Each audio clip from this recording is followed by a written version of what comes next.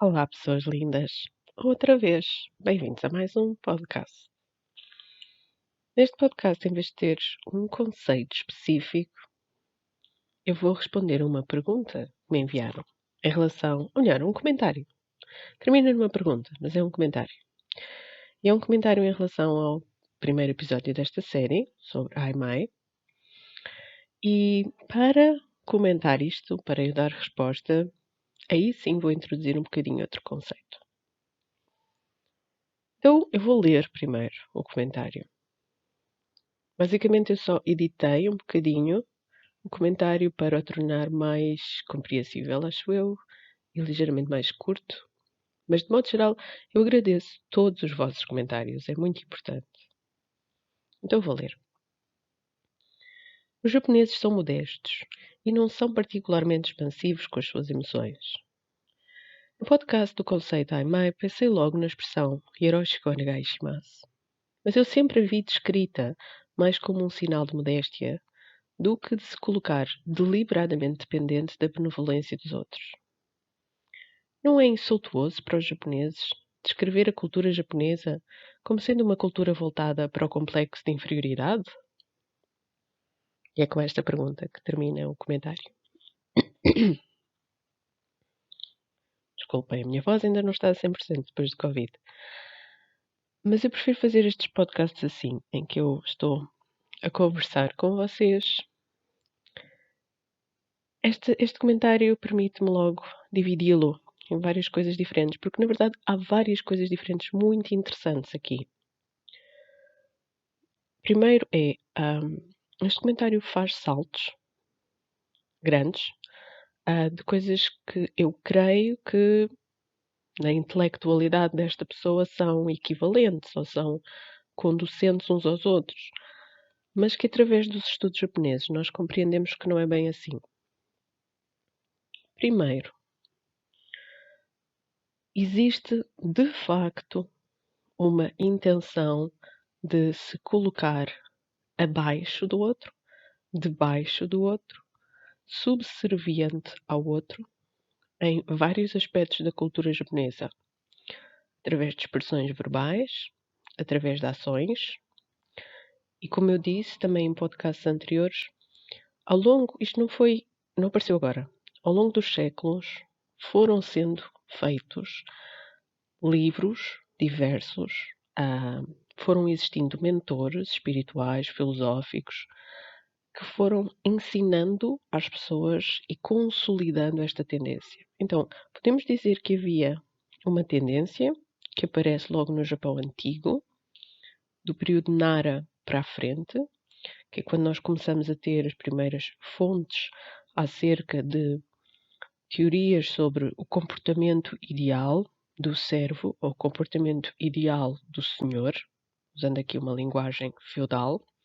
Depois vamos tendo como que manuais de conduta moral e comportamento social, que basicamente estipulam o lugar de cada um na sociedade e dão a entender, e às vezes dizem muito claramente, que o melhor é a pessoa colocar-se abaixo do lugar slash casta que realmente ocupa, porque assim vai sempre ser visto como digno. Então, humildade na cultura japonesa não é igual a humilhação. Humildade é igual a honra e a poder ser reconhecido como alguém que se comporta segundo as expectativas da sociedade. E isto é historicamente muito consistente. E há muitas fontes ao longo dos séculos. Muita gente diz que esta atitude vem do período Edo. Não, ela precede o período Edo. Há códigos já no período Muromachi para isto. Depois existe a Keigo, que é a linguagem formal da língua japonesa.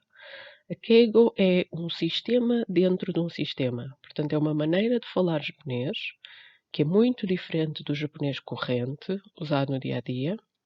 Tem coisas como declinações de verbos, diferentes vocabulários, diferente estrutura frásica, diferente. Falar em Keigo era uma coisa que até há uma ou duas gerações atrás toda a gente fazia, quer na intimidade da sua casa, quer na sociedade em geral, porque era suposto falar sem quego para os pais e os avós, assim como na escola para os professores, assim como no meio da rua para o vizinho que é mais velho ou idoso, assim como na empresa para alguém que lhe é superior porque está na empresa a trabalhar há mais tempo.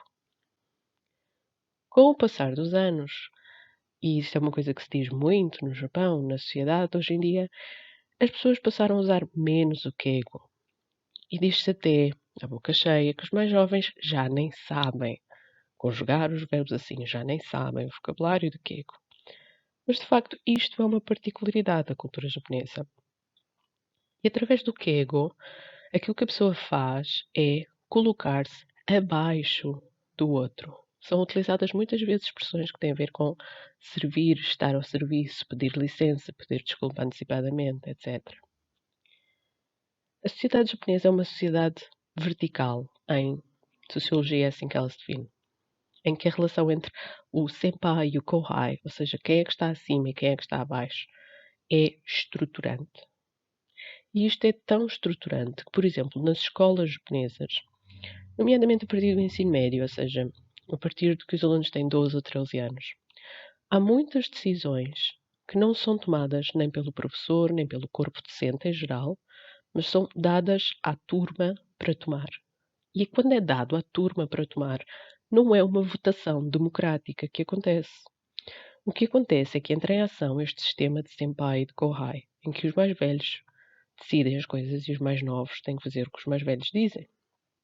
Isto é ainda mais preponderante nos clubes de atividades, depois das aulas teóricas normais de escola, existem clubes de atividades. Eles podem ser dedicados a praticar um desporto, ou a fazer um tipo de artes cênicas ou musicais, etc. Dentro destes clubes existem alunos de anos diferentes, níveis diferentes. E aqui ainda se nota mais a estrutura de senpai e kohai. E esta domesticação dos mais novos para exercerem humildade e subserviência face aos mais velhos acontece logo na escola básica, mas sobretudo do ensino médio para a frente no Japão. E esta conformação a uma sociedade vertical acontece logo na escola.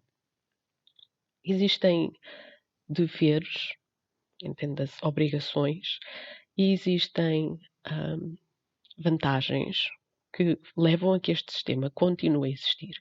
Também existem desvantagens, também existem problemas.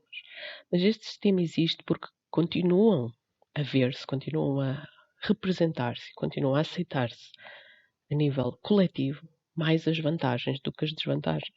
Claro, se não houvesse reforço positivo, o comportamento, o hábito, não se mantinha. Também se pode ver nas atividades de procura de emprego esta tendência. As atividades de procura de emprego são uma coisa muito específica do Japão. Quando os alunos japoneses estão nos últimos anos, geralmente no último ano do bacharelado, portanto, daqueles 2 ou 3 anos que constituem a primeira fase do ensino superior, os alunos basicamente ausentam-se da instituição de ensino superior. Não vão lá, não põem os pés lá. Porque o que eles estão a fazer são as atividades de procura de emprego. Eles estão a ir a campos de recrutamento, ações de formação sobre como se candidatar a determinadas empresas, eles estão a ir a workshops acerca de como se vestir e se apresentar, eles estão a estudar manuais das empresas às quais eles se querem candidatar para depois saberem responder às perguntas e mostrarem que já estudaram isso. Várias coisas que eles estão a fazer. Uma das coisas que eles têm que fazer é uma espécie de carta de autopromoção. Mas o que é diametralmente oposto é a maneira como um estudante, no final do ensino superior, digamos assim, faria uma carta de autopromoção para um currículo, para um anexo a um currículo, e a maneira como um estudante japonês o faz. Existem fórmulas para estas cartas de autopromoção. Primeiro que tudo, existem livros, manuais, websites, blogs, etc. Imensas trends no online. E estas cartas de autopromoção basicamente dizem coisas como: sei trabalhar em equipa porque fiz parte, vamos exemplificar, do clube de voleibol da minha escola, onde joguei na posição XYZ e, em conjunto com os meus colegas, conseguimos estes e estes resultados. Portanto, mesmo uma coisa específica que é a carta de autopromoção para anexo a um CV, para candidatura a um emprego, enfatiza-se a capacidade de jogar em equipa bastante mais do que se enfatizaria no Ocidente. Porque a seguir vem a outra ideia.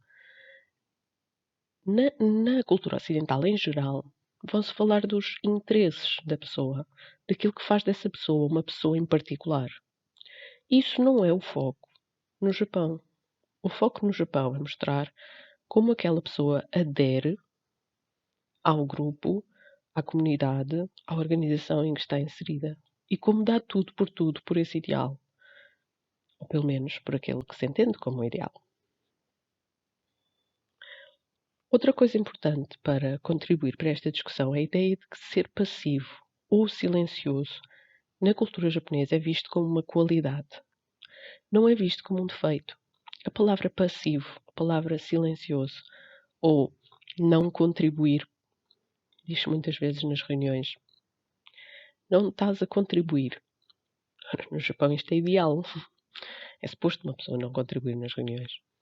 Ser passivo, não contribuir, não apresentar uma ideia de confronto, não contribuir para uma dialética ou uma discussão, não afrontar a autoridade, mais do que isso mesmo, nem sequer considerar que aquilo que está a pensar merece a pena ser apresentado.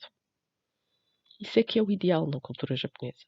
As reuniões de trabalho, no contexto japonês, não são um momento em que as pessoas atiram as suas ideias para cima de uma mesa e as ideias estão todas em diálogo umas com as outras em cima da mesa e toda a gente contribui. Não é assim que funcionam as reuniões de trabalho no Japão. As reuniões de trabalho são momentos muito performativos. A maior parte das coisas que tem que se decidir naquela reunião, uma parte delas já foi decidida em momentos informais de encontro entre as pessoas, tais como sair à noite a seguir ao trabalho para beber cerveja e conversar sobre as coisas e criar relações de interdependência, de amizade e de confiança. Outras coisas já foram decididas porque circulou um documento em que as pessoas anonimamente expressavam a sua opinião sobre um determinado ponto.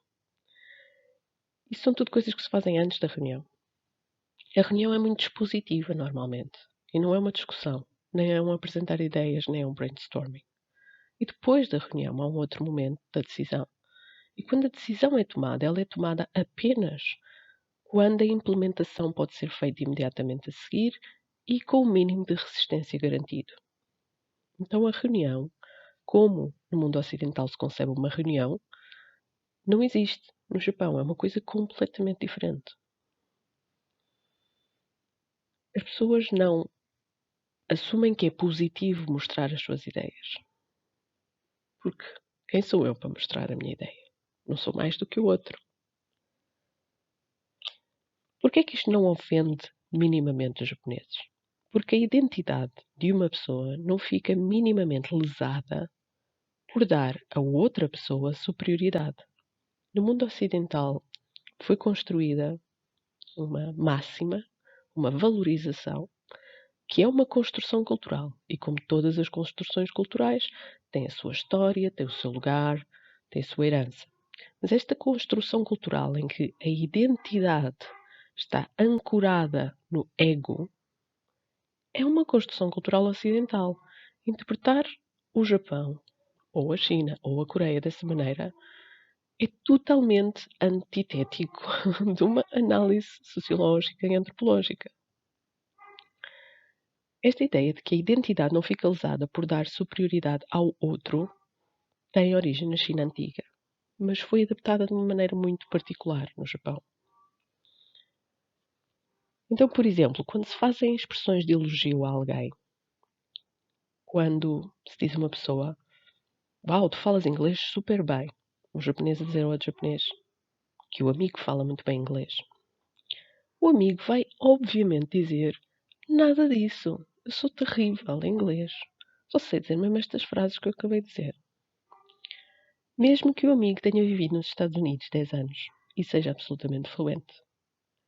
Isso que as pessoas fazem de se denegrirem a si mesmo, quase ao ponto de estarem a mentir, é uma maneira de manter as relações sociais convenientemente humildes. As pessoas não respondem aos elogios dizendo obrigada Isso é extremamente arrogante no Japão. A lógica é, se eu vou assumir que o que tu disseste é verdade sobre o que eu fiz, e vou simplesmente agradecer, sem falsas modéstias, até porque no Ocidente temos esta expressão, falsas modéstias, então isso significa que eu estou a admitir que tu disseste sobre mim é verdade, e portanto eu estou a apossar-me, apoderar-me desse título, ou dessa categoria, ou desse elogio. Isso não fica bem a essa pessoa. Se vocês fizerem isso no Japão, vocês vão ser vistos como alguém que não está devidamente aculturado ao Japão. Quando alguém oferece um presente no Japão, normalmente a entrega desse presente, que aliás é uma coisa que vocês devem fazer, quando se mudam de casa, vocês devem ir entregar presentes aos vossos vizinhos e, sobretudo, a quem vai precisar de cuidar de vocês de alguma maneira enquanto estão ali. Quando vocês dão esse presente, normalmente as pessoas dão esse presente com expressões tais como: isto é uma coisinha barata, uma coisinha simples, não é nada de especial. Então imaginem, vocês estão a entregar um presente e já estão a dizer mal do presente à partida. Já estão a dizer, se calhar não vais gostar, desculpa. Isto pode parecer muito estranho para uma mentalidade ocidental, mas no Japão isto é praticado todos os dias, todo o dia, por toda a gente. Na base está uma ideia de que nós não somos iguais. A linguagem não transmite que nós somos iguais. A linguagem transmite eu sou teu inferior. É quase como se as pessoas dissessem eu não mereço o elogio que tu me deste. Eu não sei escolher presentes para ti. Eu não sou teu igual, eu sou teu inferior. As palavras das pessoas e as ações das pessoas devem transmitir este significado. Quer ele seja autêntico, vamos pôr muitas aspas no autêntico, ou não. Porque essa é a maneira como na cultura japonesa se convencionou que é a maneira mais adequada, mais aculturada de uma pessoa se expressar. Existe aqui um outro conceito interessante que é o conceito de Kenkyo. Kenkyo, no dicionário japonês, é traduzido ou é explicado como Sunao to Hikaeme. Sunao normalmente tem a descrição de dicionário como fraco, obediente e submisso. São tudo expressões que numa mentalidade ocidental são depreciativas. Fraco, obediente, submisso. No Japão, Sunao tem uma conotação positiva. Hikaeme é reservado, digamos assim. Sunao to Hikaeme, uma coisa Sunao e a outra reservado, são Kenkyo, mas com conotação positiva. Se um professor disser Sunao Iko, esta criança é Sunao. Se um professor disser isso sobre um aluno, ele está a elogiar esse aluno. Se ele disser isso sobre o aluno aos pais do aluno, os pais do aluno vão ficar muito orgulhosos do seu filho. Estão a perceber como as coisas podem ter valores diferentes. Portanto, quando neste comentário dizem não é insultuoso para os japoneses descrever a cultura japonesa como sendo uma cultura voltada para o complexo de inferioridade, a minha resposta direta a esta pergunta, depois de tudo o que eu já expliquei aqui, é descrever a cultura japonesa assim, número 1, não é descrevê-la como tendo um complexo de inferioridade, e número 2, não é insultuoso para os japoneses.